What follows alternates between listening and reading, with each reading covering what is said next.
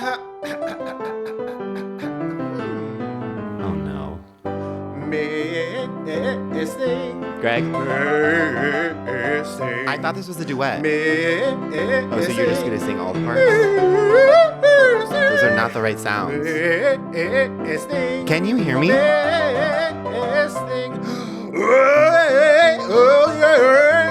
Oh, missing. Bonk. Welcome to Miss Thing. I'm Greg. And I'm Tim, and this is a podcast that celebrates and appreciates the Miss Things of the past, present, and future. Yeah, in every episode, we take a key moment from our Miss Thing's storied career and do what we do best, which is make it all about us. And today we have a very, very special guest. One of the biggest stars in Los Angeles. An amazing TV writer, comedian, podcast host like us. He's also in the space. It's a big get for us. Yeah, this is genuinely huge get for us. He is the host of Drag Her podcast and We Love Trash. Guest on ours and many others, as comedians around town tend to be. Mano Agapion. Wow. That made me blush. That was great. Welcome to the pod. Thank you for coming on the pod. I'm very charmed. Day. I'm super charmed. This is lovely already, and nothing has happened. Nothing's that's happened. it. That's the pod. Well, that's the pod. It was nice talking to you. I love that you know your intro. Oh, yeah. It's kind of when it's only when we're in this exact position and we've done it. But if we were outside and someone asked, I couldn't do it. But guys, it is officially the end of summer and it is officially Christian Girl Autumn. Oh, I didn't know. That got me. Did you see that? Her fake out? Oh, yeah. When she... There's a one famous girl who kind of is Christian Girl Autumn. Okay. And she I was always hoping that was the end of your sentence. There's one famous girl. That's it. And she kind of announces it on her Instagram that it's officially Christian Girl Autumn, and then she'll do a really big video where she's leaves her it's a lot of production. Yeah. And she did it's been 4 years running, and then this year she did a video where she's this is too much pressure, and she started sobbing, and it was this video, and she's I'm not doing it, and then 8 hours later, and it a lot of traction online where everyone's she's not doing it this year, she stopped, and then she was just kidding, and then she burst out of a mansion, and someone dropped a whole thing of leaves at her from a balcony, and then it went into slow-mo. It was just that is insane.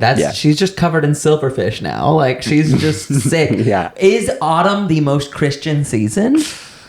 I would say it's quite autumn. I mean, it is. I find spring very Christian because that's when he ascends. And Easter, and then but it's pumpkin spice. It's really it's a time for consumers, certainly. Harvesting. Harvesting feels very Christian. Absolutely. Actually, I have a question for you. Yeah. Which fall flavor are you? Ooh, I immediately had an answer. I can only think of the one, and I don't think I'm that. I'm not pumpkin spice. You're not pumpkin spice. I mean, I feel you. What's yours? And then I'm apple strudel. Oh my God, that's so good. Sorry. I mean, I feel mine would just be cinnamon. Cinnamon? I'm cinnamon girl. What is Lana's song? Cinnamon girl NYT. Yeah, that's me. Yeah, I'm full Thanksgiving dinner. Just various Thanksgiving dinner, stuffing flavor. Right. You're everything on the fork.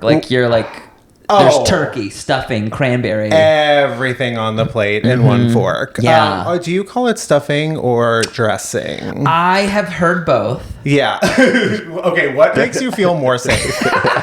I think stuffing feels better. Yeah. Dressing makes me feel I'm on stage. Yeah. I like an extra in Django Unchained. Something feels weird. And it's also, it feels it's putting on airs when it's no, I just want to eat the sandwich. But if it's I feel and stuffing is, I don't know, maybe that's just a Midwestern in me, but dressing. It's stuffing. Yeah, exactly. Dressing. Yeah. What do you like? Oh, stuffing, obviously. Stuffing, yeah, it just feels more tactile as well. I really like the word, the dressing. punch of the word. Well, dressing's already taken. Dressing is ranch, vinaigrette. It's the word's taken. That was one of my favorite jokes on Naked Gun. Was the credits was on-set dressing, and then it was just ranch vinaigrette. It was so many throwaway jokes that unless you see it, just credits jokes. Credits jokes. Yeah, they're geniuses. We love those guys. We love them. We had the incredible fortune of working with them. Yeah. On a mid-TV show, but we still got to work with them. We did get to work with them, and turns out they're doing incredible things now, just like us here on this podcast. Thank you. Look at that. Yeah. I mean, I think it's time that we dive right into our first segment. Dog Mom Sauce, a.k.a. Doll of the Day, Mother of the Moment, Sister of the Second. Our first and most famous segment where we take a person, place, or thing that we are currently super obsessed with. So, Tim, would you like to go first? Okay, I am obsessed with everything related to Cardi B and the trial. Oh, it's so good. I cannot get enough of it. It's so good. This is actually what the third Legally Blonde sequel should be. Yes. This is updated for 2025. And she's doing things on the witness stand that feel like from movies. Yeah, it really, like when the guy is asking about how her hair has changed so much and she's just giving to herself saying that it's a wig. It's a wig. Some of those lines, I will never forget her saying that the guy was trying to get her to say that she's fat. And then she was just like, she looks like she could protect a building. I mean, that to me is such gold. Baby, it's so good. She's bodyguard big. Yeah. Are you saying she's fat? No, I'm saying she's a bitch. Yeah, that line right there. Iconic. And then when she did win the trial, and then she just immediately started talking about her forehead is raw from all of the looks that she was doing, all the different wigs. And this is the thing, which is like, she's a complicated heroine because in the same breath, basically, of her saying that she like doesn't want like the media to come after this woman. They're like, leave her alone, like protect like this. This is something where it's like, everyone be kind. She also threw a marker at someone. Said, but beware. Yeah. If you do this to me next time, I will countersue. Literally, it's like, don't come for her, but she's still. And then the other thing, there's so many things I can think of, but her falling asleep during closing arguments. Yeah. I didn't see that. You didn't see that? It was a funny moment. In the clip, it's like the guy just rattling off like terrible things about Cardi, and Cardi is genuinely, I don't think it's a bit, like fully can't keep her eyes open as he's like, she did this and she did this, and she's like. It's like it really is like My Cousin Vinny, where it's like, you can't behave like that on a witness stand, but somehow it works. Totally. Like, she makes it work, even though it should not work. It is unprofessional. Yeah. But she's so authentic. Genuine, yeah. It worked. And she got off. Exactly. Or it got acquitted. What's the word? Oh, really? I wasn't following like the end result. I was just following the looks and the comments. I wasn't sure any of it would be admissible in a court of law. Right. It did feel quite well, I don't want to say unprofessional. It was a little uncouth, but I mean, man, I was laughing. It was so good. Again, she's so winning. I mean, that's the thing where I'm like, they've been trying to make that third sequel forever for Legally Blonde, and I was like, this is also like to update it and have her be the star. This is I'm gonna like this. It actually would be everything. Did you ever watch the Pauly Shore movie Jury Duty? No. It's pretty good. Okay. Yeah, it's pretty good. Okay. In terms of 90s comedies, it's in that pocket of completely unbelievable, completely unrealistic, but magic fun. I love that. Whatever happened to Pauly Shore? Oh, I actually know. He's like... He's here. You rip off your mask. I don't know. He like got back into improv and stuff. Oh, sure. He was hanging around the UCB theater recently. Okay. Yeah, he lives here, and he would pop up occasionally, and be like, "Can I do your show?" Wow. It's gag. Greg, what's your Dad Mom sauce? Okay, well, a few months ago, I brought up an OCD type video that was really, tickling something deep in the back of my brain. And I have a new obsession online right now. It used to be rug cleaning videos, but the new one is there's this guy that goes around to overgrown lawns in the South. Oh, yeah.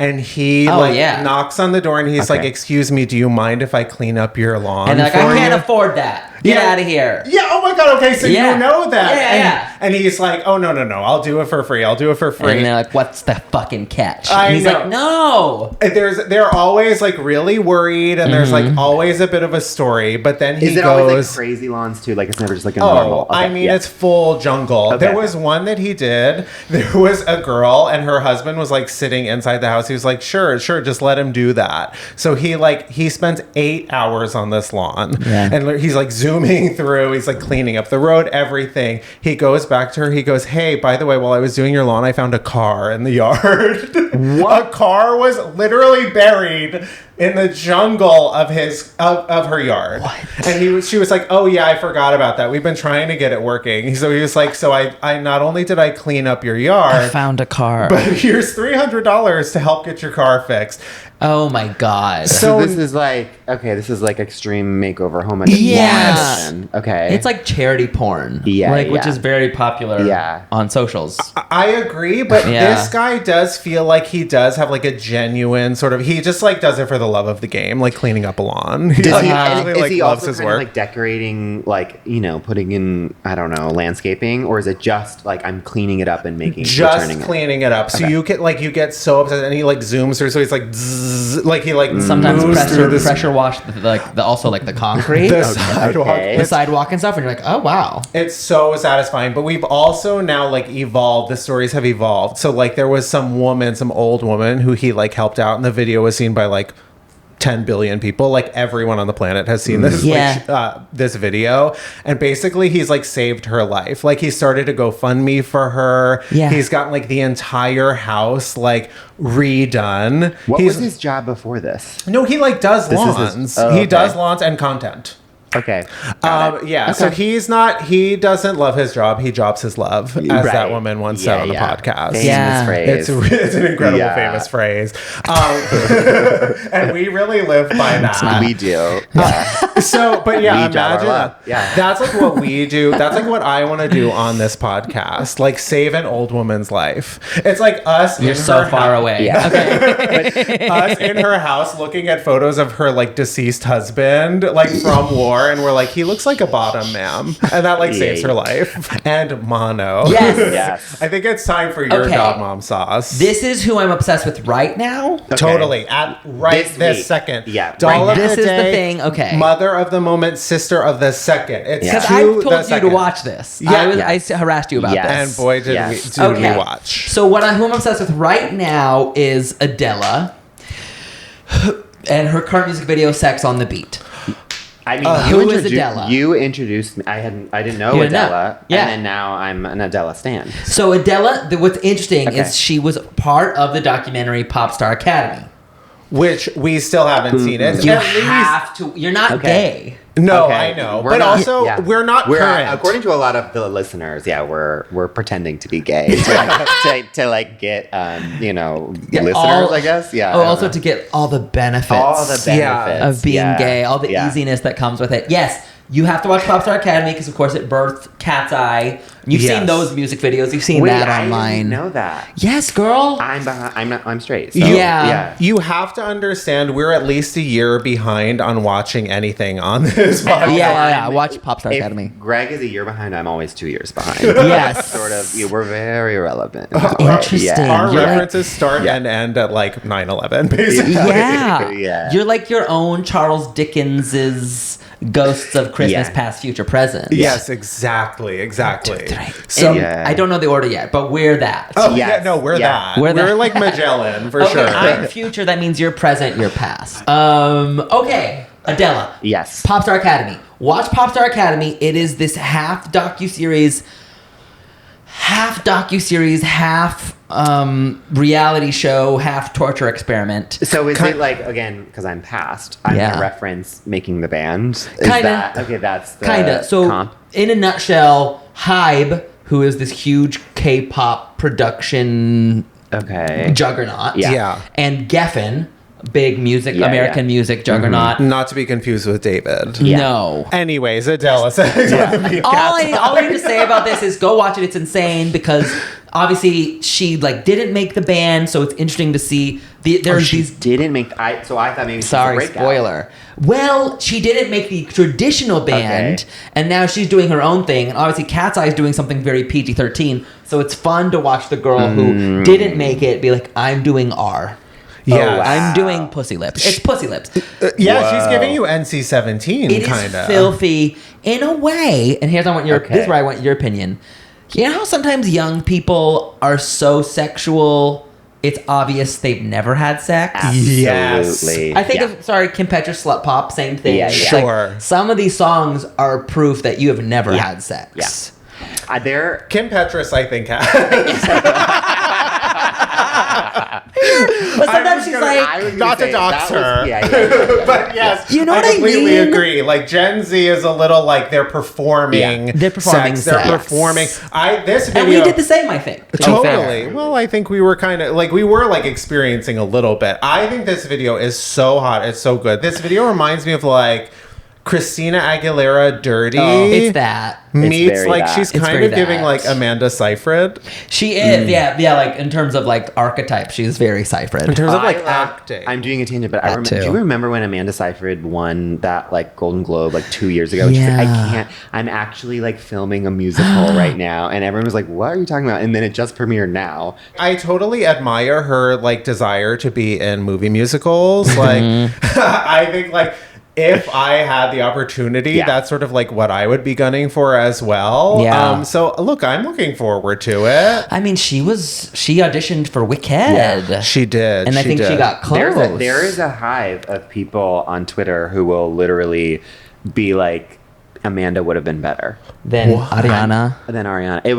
There are people where it's it's very an interesting subsect of people. That's fair, but you can't deny Ariana ate that up. I can't deny that. Shout out to my husband, because my husband has this opinion that obviously Adina popularized the Elphaba. We know this. Mm-hmm.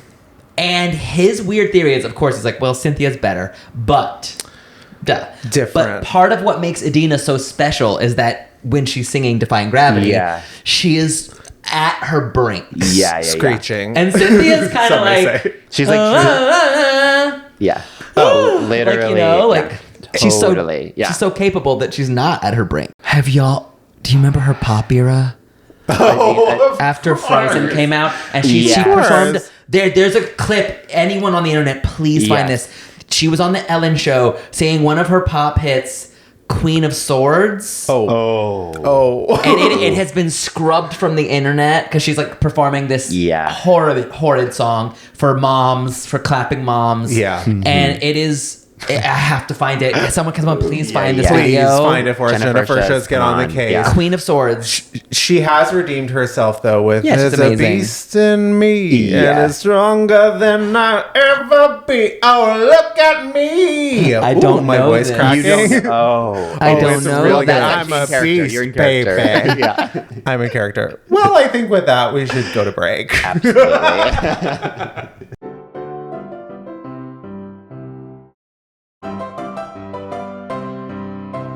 We're back, and it's time for our Miss Thing of the Week. Mm-hmm. I think it's time to just get right into it. I think we should have our guest announce. Yeah. Our Miss Thing of the Week is... Kesha! Hot and Dangerous. Just one with us. The soundtrack to West Hollywood in the early 2010s. Yes. Literally, I mean... She was unstoppable for a full. Her bops are really boppy. Yeah, one of my really favorite boppy. One of my favorite things to say to people is she wrote everything on the radio at that time. She wrote it. Right. Yeah. She's a writer. She's a producer. She's a survivor.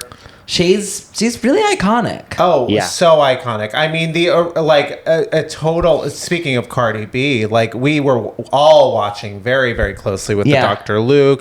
We've all been free Kesha. I actually, if there's one good thing that came out of that, is that the public really started to appreciate Kesha's artistry because she is a really, really strong writer and producer. I mean, she has written so many bops. Right, because at first she was like, oh, she's a dumb skank. Like, oh, I brushed my teeth with Jack, right? Like that moment. Obviously, also she was new, so I think people always want to write off someone who's new as like a one-hit wonder. And then I feel like obviously she's had incredible staying power. I mean, Greg has heard me talk about this on the pod, and I think it's a national travesty that Joyride was not a bigger song. It was so good. I was obsessed with it. It was something that I talked about all last summer. Yes. I don't understand how it did not pierce the culture more and become like in the same way that like Sabrina and Chapel did last year. I was like, that was like not only a comeback, even though it wasn't like she necessarily went anywhere, but it was because it's her first album, or that was her first single, right? Or not her first single. It was a prayer that last album, but it was like her first like. I think it's on this album technically, too. Okay, yeah, but it's huge. It should have been big. It did sound weird. I think maybe some people didn't like the very weird sound to it. But that's the part like where I'm like, it's new. It's not like she's doing old things. She's reinventing sound. Come on. I do love any song, any modern pop song that throws in accordion. Oh my god! It was very accordion heavy, but didn't delve into circus, which I really appreciate. Like it was giving me my Eurovision fantasy. Yes, where you're like, this shouldn't work, but it does. What it was, though, I do think that it led to touring again, like touring the gay circuit, like she did Pride last year. She just recently toured with Scissor Sisters, and I heard the show was amazing. That's a fun pairing. That's so gay. That's the problem. See, I think main pop culture thinks she's too gay. Like I think the word's out that she's gay. Like even though she is like a pop star, and even though she even had a Jesus moment there, right? Like she did. Jesus on her necklace. She had prayer. Yes. There was a moment there, right? So she has successfully, I think, tricked some of the ATX girls. Totally. The ATX Christians, fall girls. Yeah. Being like, oh, I like Kesha, but for some reason she hasn't, like, pierced. Well, it's amazing. I have noticed on TikTok, she's had, like, an incredible, like, her old library has really resurfaced on TikTok. Like, there was a period where Your Love Is My Drug was, like, the biggest thing on TikTok earlier this year. So, like, the kids... God love them. They discover these artists like when songs go really viral, and then they all do the same thing. But like she has been really making the rounds on TikTok, which famously she sort of invented with her song. Exactly. And speaking of, what is your favorite Kesha song? Probably Blow. Blow is so high octane and exciting.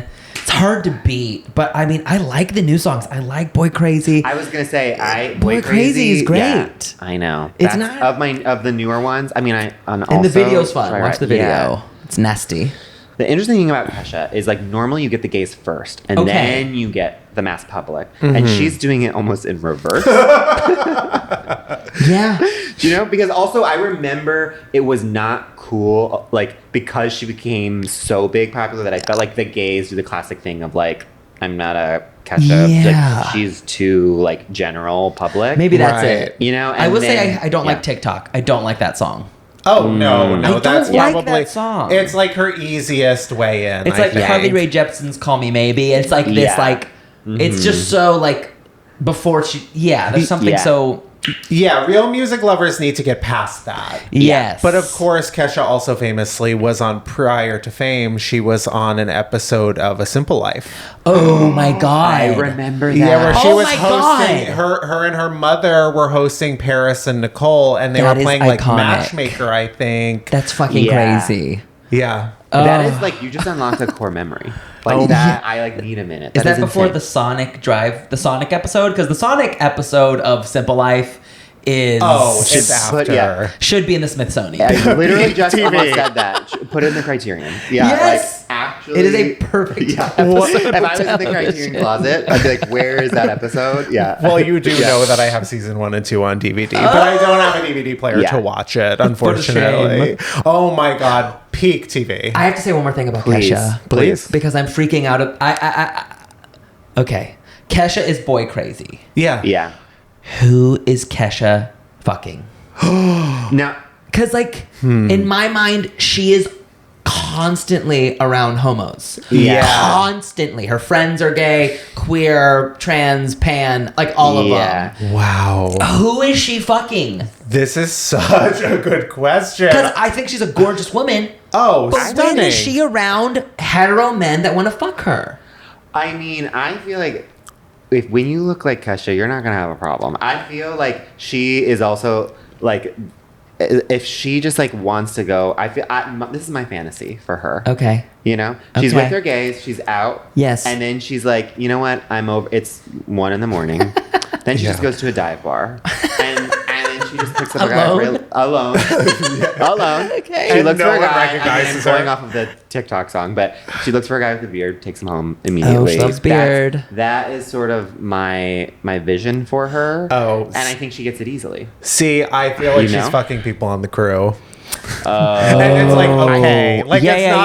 No one is worried about it. They all, I think she's with hot crew guys, cameramen. I think and they have an agreement, and it's totally cool. I feel like because of what she's been through, she's not mixing business and pleasure. Okay. All right. Oh, wow.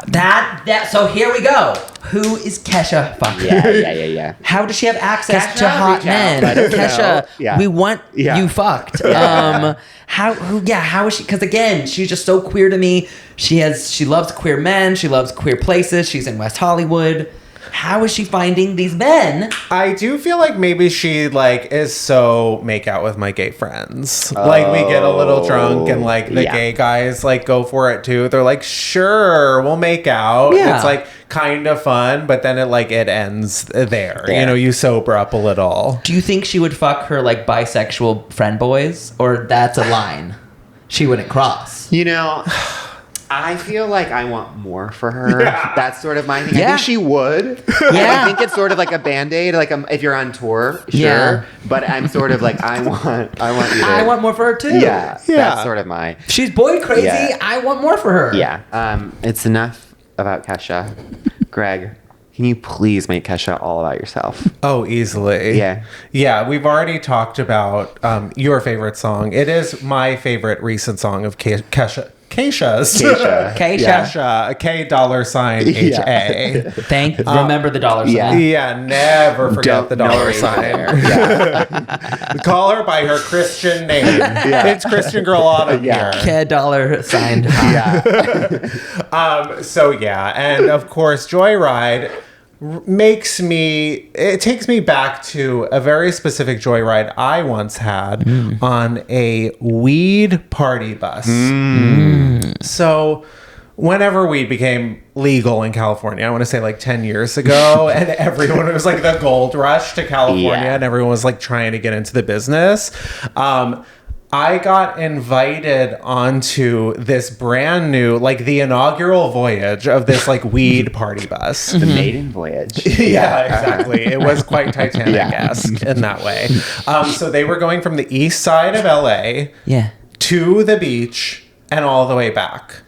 So I get to this bus. First of all, I don't have the greatest relationship with cannabis. Sure. I am no prude, and I'm no stranger to substances. When you start hanging out with cannabis high people, they're eating edibles every 5 minutes. Yeah, I just can't do it. People are having fun, and I'm over here experiencing ego death, off a 10 milligram gummy. Yeah, I get that. So I go on this bus.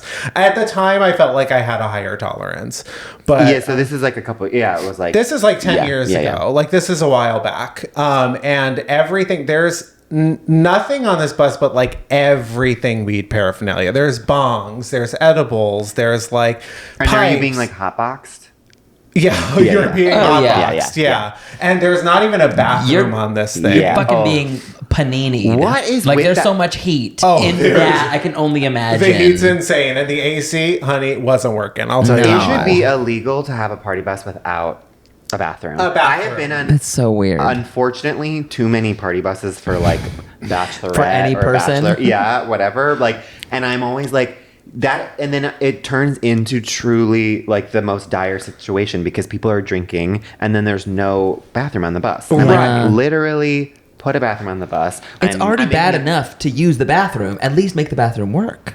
It's already so humiliating. It's humiliating. And you see that blue water at the bottom of that toilet. Like sometimes they have like the blue. Oh, you get so thirsty. And you have to drink it. Right. Yeah. And then they need to refill it. And you So anyway. And then you become the piss boy. Of course. Well, he already was, but now. People were already calling you that by the time we started. So I am like pacing myself, by the way, because I know how I react. So we're making stops, but still nowhere with bathrooms. Like we're stopping at like dispensaries along the way, like the sites to get more weed. Oh my god! And so it's like a 5-hour journey all in. I get home. My God. I'm sitting on the couch. I'm really fucking high. Not even just from like my participation, just from being in the space. But I'm feeling okay. Like normally the like cannabis, it makes me very, very anxious. So I'm sitting on the couch and all of a sudden my stomach starts hurt. Like it feels like it's being like gripped. No. And I'm like, okay, so maybe this is like my anxiety coming in because that's like where it hits me first. I'm like, okay, like just ride this out. You'll be fine. Like have some water, whatever. It gets worse. It continues to get worse and worse. And it's like my stomach is being like gripped and I'm like doubled over and trying not to be like, like freaking out. Like, because it's also hard to know if that's real or not, or if I've been poisoned. Yeah. So then, exactly. So I'm curled in a ball. All of a sudden, I start sweating, and I'm like shivering at the same time. So I have this like terrible fever. And I'm like, I don't think this is anxiety. Like, I think something's seriously wrong. I turn to Vat, my husband. I go, I don't mean to worry you, but I think I'm dying. I need to go to the hospital. That checks out. That checks out. Like, not to make you panic. Yeah. So I'm like, he's like, are you sure? And I'm like, okay, just give me like a few more minutes. But like, I really think like you need to like start getting dressed because like I think you're going to have to take me to the hospital because this is serious. But I'm like, okay, I'll just get up. I'll go to the bathroom. I'll like splash some water on my face. And so I do that. Not feeling any better. I sit down because I don't stand. You know, life is too exhausting. I need to sit. Of course. Have a seat, babe. And I pee for the first time all day. Oh. And it hits me like a ton of bricks. You have not peed. Yeah. I go outside. I say, oh, hey, false alarm. I just need some antibiotics and cranberry juice. I have a UTI. I got the worst UTI of my life from sitting on that fucking weed bus. And you just immediately had UTI because you just held it in and it hurt. Because and I held it in all day. I am a peer. I need to pee every 2 minutes. Did you actually end up not peeing that entire ride? All day, and then I forgot because I was so high. Yeah, I'm a peer. Yeah. Oh, I'm a total peer. But I'm also prone. I'm also prone to UTIs, and yes, men can get them too. Wow, okay? Men can get them too. I agree, and I feel like it's right after you've done the deed. I'm the same way. I'm like, oh, I gotta pee. They say you're supposed to. Yeah. Okay, but I feel like it's kind of gendered. I feel like it's you think of it as like women are supposed to pee right after. Right. Yeah. But I don't feel like there is as much signage around town that says that you men should pee. And I feel like in my experience I'm always the one doing it and a lot of the other people are not, and I'm like, I don't want to get a UTI. Also, I had the same experience where I'm like, oh, I will be in pain if I don't do this. I'm gonna bravely say that here on the pod. I identify as a peer, but thank you. I also feel and I don't know if this is just a me thing or maybe this is the dumbest thing I'm about to say, when I am high I always forget to pee until I then am in pain. And what? I literally, I have to pee. Greg and I are peeing all the time throughout this podcast where we're like, we have to pause and go pee. and literally the one time that I won't is like, if I take an edible or if I'm high, I forget the sensation to pee. I'm also a peer. I'm coming out as a peer. But there are times where, like, how do you pee before bed? Because that, I'm always like trying to get all the pee out. I'm such a nervous, and now I've reached the age where I will I just know that I will pee in the middle of the night. Yeah, it's just going to happen. Yeah, and I realized I just have to immediately, before it would be like, you have to, like I would toss and turn and be like, I think I can make it to the morning. And I'll fall back asleep. And then because then if you wake up, you're just going to wake yourself, or if you get out of bed, you're going to wake yourself up even more and you won't be able to fall asleep. And now... this is riveting conversation, but mine is literally as soon as I have to pee, I will wake up, pee, and then immediately go back to bed. I can do that now too, but I used to sleep throughout the whole night without it. But I like to drink water, so I pee. Yeah. It's hard work being hydrated in this economy. And I don't believe you're supposed to like stop drinking in a certain hour, but I'm like, that's crazy. Your body needs water. Thank you. Yes. Yeah. Well, enough about me, enough about pee. Yeah. Tim, how do you make Kesha all about you? Someone had to say it. I'm also going for Joyride because it's my favorite. Thank God. I'm going to too. It's going to be a thing. It's going to be a thing. Trifecta. And I'm also in my like Italy phase because I just told a different story about Italy. But a few years ago, I was with an ex in Tuscany. And not to they weren't an ex at the time, though. They weren't an ex at the time. Okay. Yes. You never know. Yeah, you never know. And we were like, it was like we had the week in Tuscany and it was like we could do whatever we wanted. And this day it was like, okay, what do we want to do? And he was like, what if we like just rented a Vespa and sort of like went around the like nearby towns and just kind of explored. And I was like, okay, that sounds fun. Very 500 Days of Summer. Very 500 Days of Summer. Yeah. He's so Joey Deschanel. It's more Call Me By Your Name. I'm sorry. It's more honestly that. all of the above. It's very romance. Yeah. And so that's what I was on board for. So I was like, okay, I don't really have the overwhelming urge to do this. You have a vision for the day. I'm down. We go to this guy in this like what I could only describe as like more of like a parking lot than a store where you just had like a row of Vespas, and he made us like kind of just go in circles to like to prove whether or not we could rent the Vespa for the day. Sounds like you're on The Price is Right. Yeah, you know what I mean? Yeah. And I remember while doing it, I was like, listen, I am an adrenaline junkie. I love to skydive. Really? I love to bungee jump. Not me. I love it. And this... but you don't present. Yeah. Exactly. You don't present at all. I thought you were going to be my risk-averse sister. No, it's a surprising thing where it's like I very much, it's like another side of me. This is also famously why I say people don't think that I would be a little Samantha, but there's this, I don't present a lot of the ways that but regardless, when I'm like, I'm going to be fine because like I like this sort of stuff. And then as he's driving and as we're like going, he's like, let's just go to the like next town, which I am quickly realizing that in Tuscany, the next town is like 90 minutes away and you're on a Vespa. You can't even go that quickly. And so for the first half of it, I'm living my best life. I'm like, I'm on the back. I'm just like behind him, like squeezing him. And I'm like, pretending I have long blonde hair flowing in the wearing wind. A helmet. Yeah, wearing a helmet, but in this fantasy, I'm not. It's actually so long it's coming out of the helmet. Sorry, not to sidetrack here, but this is my favorite thing about Tim, and no one has ever. And we're bringing it to the podcast today because no one has ever noticed this about Tim. He goes like this. I do an ear tuck. He does an ear tuck. You do an ear tuck. When he tells stories. Wig too. I'm insufferable. I always do an ear tuck. Yeah, I love sweeping it over to one side when there's nothing there. Shortest hair you've ever seen in your life. Completely ear tucking always during a story. That's faggotry. It's also it punctuates.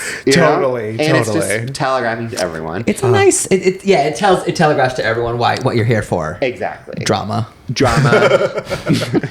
Intrigue. Couldn't have said it better myself. Collusion. Okay, so I'm ear tucking. I'm living my best long blonde hair fantasy. We're driving, and then at a certain point, he's like, "Do you want to drive now?" And I was like, "Okay, sure." So we pull over. I'm driving. Immediately, the sun goes behind the clouds. And I'm realizing how cold it is when you are on a Vespa. Oh. There's nothing else. It is freezing. Yeah. And then on top of that, I'm realizing when you're in front, the bug ratio, bugs hitting your screen. And I'm like, this is actually one of the most dangerous things I've ever done in my life. My heart is racing. The balance of, I guess like it balances itself, but it doesn't feel like it's balancing itself. It feels like one wrong turn. Yeah. And you're sideways. And you're going so fast. It's also in kilometers. So I don't even know how fast I'm going. Who knows? Yeah. And when they're like turning 1,000 kilometers, you're like, don't know what that means. And my thing is also, so he was giving me directions, but I can't hear him because of the wind. And so I'm also trying to read the signs, but famously I'm a Google Maps girly. I rely fully on understanding like when to turn. I don't have that. So I'm freaking out. My heart is racing. I'm not kidding you. I was so much more scared on that Vespa going probably the equivalent of 40 miles an hour. Sure. It felt like 100. I would much rather be falling out of the sky than doing this. And we're going and I'm like, how much longer? And he was like, it's only like another 10 kilometers, which I have no idea, but it does feel like it takes like 30 more minutes to finally get to the place that we're going to. Yeah. We get to the place. It's also, I'm envisioning like another small town. It's like a major city. So then I'm like in like crazy traffic. Before I was on like dirt roads and like long vineyards. I'm terrified. All these cars are cutting me off. I'm the person that I hate too, which is like, I'm trying to like go between cars and I'm so nervous I'm going to hit their mirrors. Yeah. Blonde woman driving a Vespa. Exactly. Yeah. So yeah. And so I finally get to the thing and we get off and I was like, and he was like, wasn't that the most fun thing ever? And I was like, I'm never getting on this Vespa again. I will go behind you, but you're driving. And he was like, it's fine. We get lunch. At lunch, I don't remember where we ate, but as we're going to do it, he was like, I'll drive back. It'll be fine. Like you didn't. And I was like, thank you. And then right beforehand, Symmetry Sisters over here, he is like, oh, there's something with my stomach. Oh, God. I'm not feeling well. Yeah. And I was like, okay, do we need to be like near a bathroom? He's like, no, I think we'll be fine. Like, let's just get back to the hotel. Let's just drive back another 90 minutes? Let's just drive back another 90 minutes. And I kept saying, like, we should just wait here. And he was like, no, I think it's going to get worse. And I was like, yeah, but what if something happens, like, on the Vespa? And he was like, trust me. And he also had a weird thing about bathrooms. So I was just like, I'll let you do. He's like public bathroom shy girl, you know? And so then I was like, okay, let's get back. So then he's like, but the unfortunate is like, you have to drive. Just said you drive. Exactly. So then I was like, okay, great. This is the best day of my life. And then as we're driving back, it starts raining. Famously, there's no shield from that. And there's a detour. And the detour in Italy is just actually like going in a huge circle around the entire country, I think. You have to like go in the ocean. Literally. Like it was like... You're just like in an underground Super Mario board now. It was truly a nightmare. It ended up taking 2.5 hours to get back. When I got off that Vespa, I was like, I will never step on a Vespa ever again in my life. And he was like, I'm actually feeling...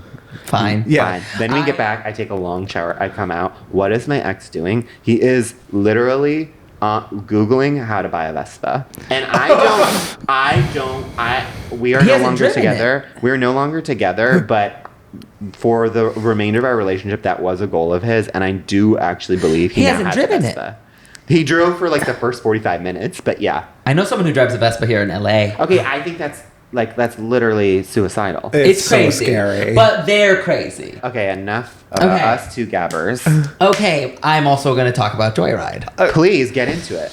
Because I was like, what am I going to say? Oh, this is what I'm going to say. You both reminded me that weed is insane. Eating weed is insane. Mm-hmm. Going fast is scary, and I don't like it. And one time, years ago, before going to this comedy festival, a group of like comedian improviser people were like, let's eat weed before we get on a plane. Oh, big mistake. Huge. Yeah. Mm-hmm. And at that time too, I was like, yeah, I'm cool. I want to show I'm cool. I'm going to eat weed before I get on this plane. This is also before weed, like edibles were well regulated. Like they weren't regulated. Yeah. It was like, where'd you get it from? I don't know. It's like someone like made it at home and put... No. It was like old school pot brownie, basically. Yeah. And it was like, how much is in there? I don't know. And everyone take a bite. and I remember there was an extra bite. And everyone was like, you have it. Have the extra bite. You'll be fine. You know, they're like, you're like big.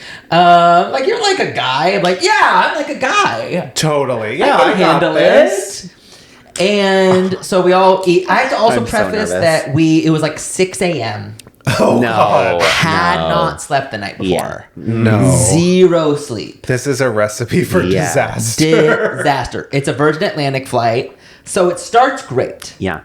Purple. Mm-hmm. Wow. Mm-hmm. Woo! I'm doing bits. We're doing bits. We find out it's actually not purple, but yeah. It's funny too because I was with a friend who was like bringing edibles to New York. Yeah. Why that's important, you'll see is important later, but they're like, we're having the best time of our life. We're like joking about hats. It was not funny. Oh, sure. But at the time, you were all laughing hysterically. At the time, we had one of those weird, like, donut-shaped pillows. And we're like, look, it's a hat without a top on. Oh, my God. Yeah. That actually is hilarious. Okay? Give yourself some credit. Comedy platinum. Everyone on the plane loved you guys. Yeah, they loved us. Yeah. We're loved. Yeah. And so I'm getting too high. Mm-hmm. And I'm like, oh, I don't like how I'm feeling. I don't like this. Yeah.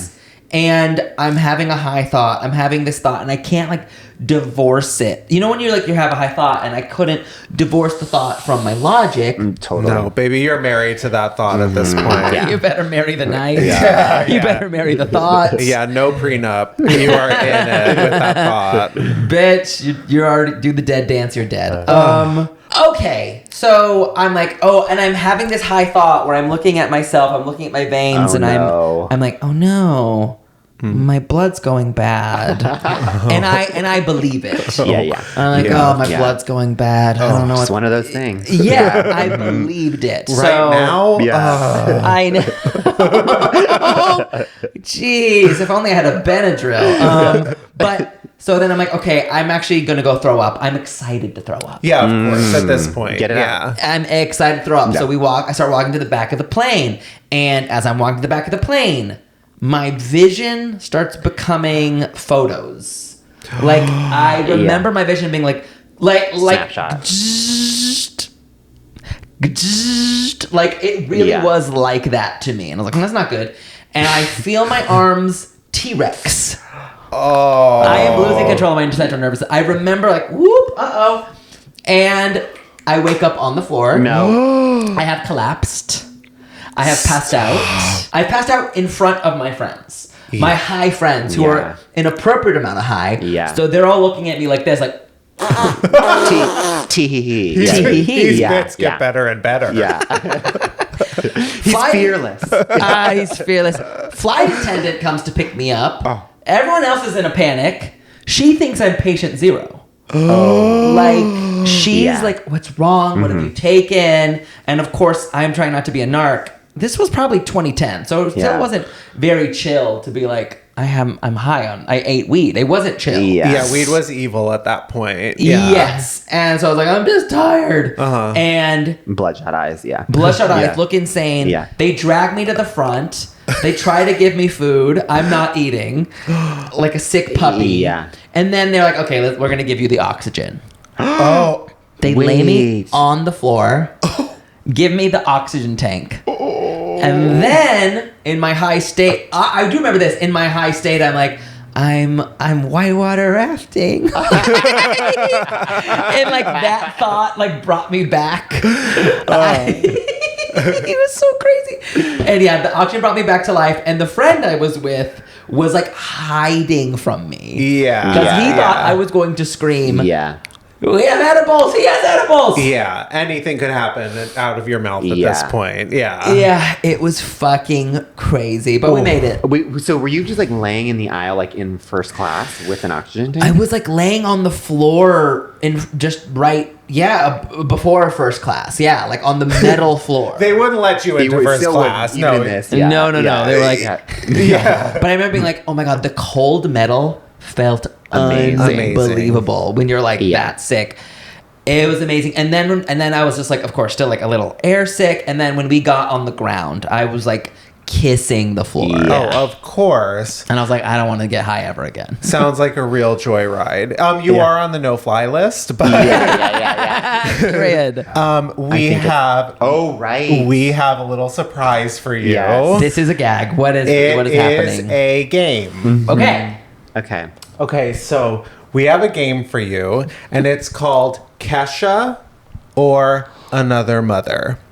Oh. So, as you know, Kesha is mother, but there are also a lot of other mothers out there. Pop star mothers. There's a lot of mothers. So, we are going to give you the made up name of a song, and you're going to tell us if it's more Kesha or Another Mother. Okay. And if you bonus points for like naming whose song it would be. Okay. Yeah. Okay. It could literally just be Another Mother. Okay, got it. First one. Rainbow Bussy. Kesha. Yeah. This is Kesha. This is very Kesha. And in fact, that's a hit. Yeah, it's a gay hit. That's straight to number one. And this one isn't in a similar vein, but next one, My Son's a Faggot.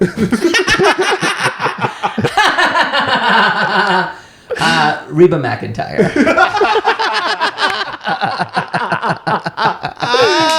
Classic Reba. Okay.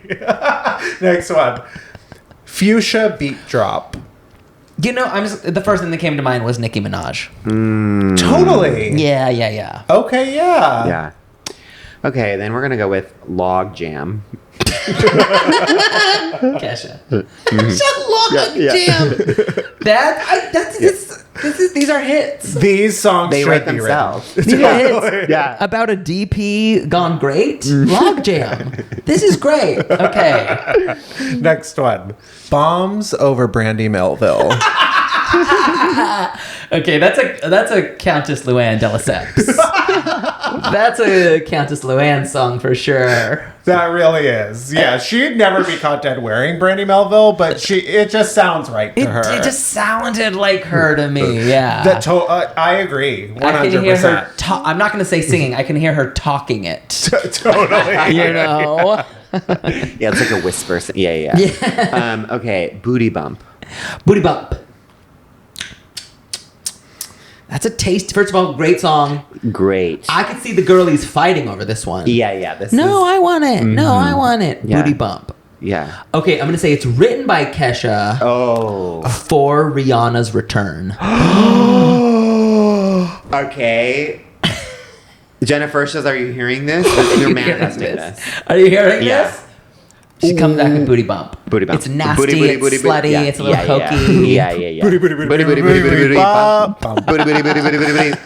Yeah, it's actually, they're sampling that song for sure. Yeah.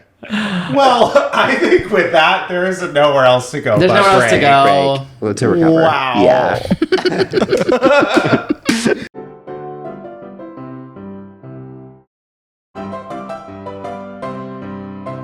Welcome back. And it's time for Diva Down. Yes. Diva Down, of course, is our final segment where we take a person, place, or thing that currently could use a little bit of like unsolicited gay guy advice. Yeah. Mm-hmm. And our Diva Down this week is the SNL firings. Yeah. And more specifically, the Hunger Games way of doing it in a way that it's like, for whatever reason, they're deciding to do it one day at a time and not like, either.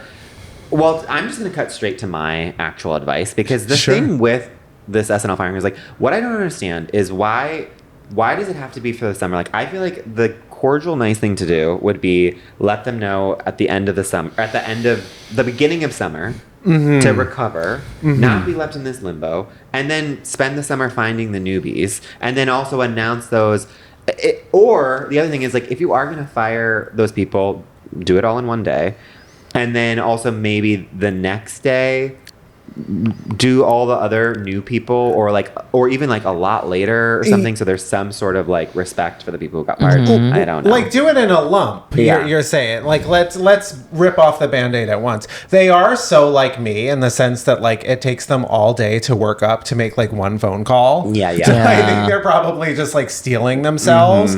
My advice for SNL, you're a live show. You're a live Saturday show. I think they should do it like lip sync SmackDown for the Crown, Drag Race style. Oh my God. But it's like, make us laugh. And it's like the audience, like if you hear the audience, whoever laughs loudest, terrifying. They get through. And or like at home, where like we have like dials, like we're testing Send in America Vegas. dials. Send America dials. Send us dials.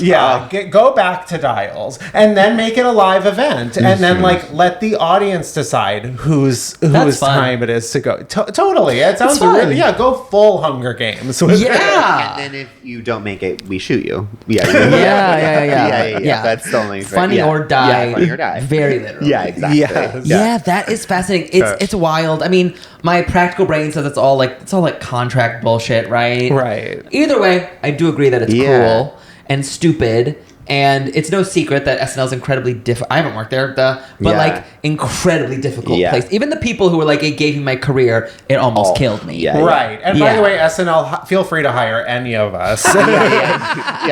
Like we are available. We're around. We're signing up for the real life Funny or Die. Lauren, keep me under your desk and I'll keep you blown. I'll happily do that. But I do think it's weird there's so many people they fire that are insane. I'll say it right off the top. Emil Wakim, when we have Zohran Mamdani in the news, I know. To fire, you're like, only that I know of, Arab, Middle Eastern actor. That almost feels like very old money Lauren being like, not in mine, New York City. That doesn't make, that's so...